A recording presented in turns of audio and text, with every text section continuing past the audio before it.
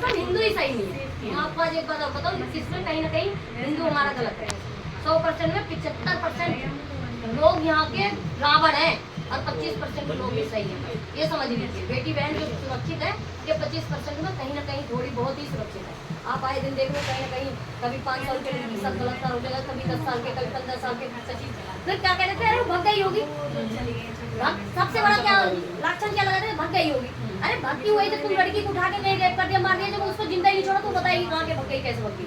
हमारे पास भी बेटी है, कहीं ना कहीं हमें भी डर है, इसलिए डर है कि भाई कल को बेटी है, स्कूल जाती है, कल को कोई बात हो जाए तो कहाँ ढूंढेंगे। फिर कहाँ योगी सरकार कुछ करे। 15 दिन कोई भी रेप हो जाता है, 15 दिन तक पूरे न्यूज मीडिया पड़ी रहती, 15 दिन बाद कौन कहाँ है कोई नहीं जानता किसी को। आपने देखा है अभी 15 दिन तक ही हल्ला मचता है किसी भी चीज़ को। अगर मेरा मर्डर हो जाए 15 दिन तक हल्ला मचेगा, न्यूज वाले आ जाएंगे, मीडिया आ जाएगी, 15 दिन बाद कौन जानता है।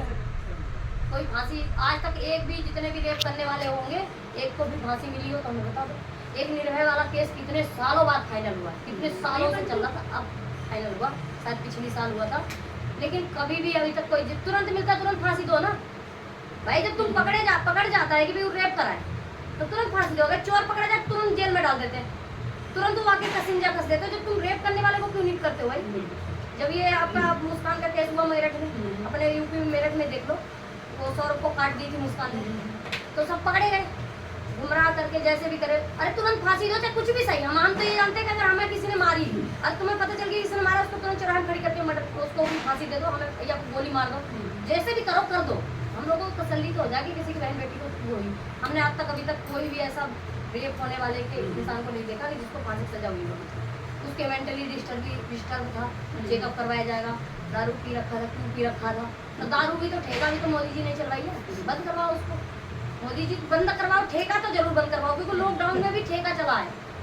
हम लोग ठेके से सबसे ज्यादा परेशान है, ठेका तो बंद होना चाहिए।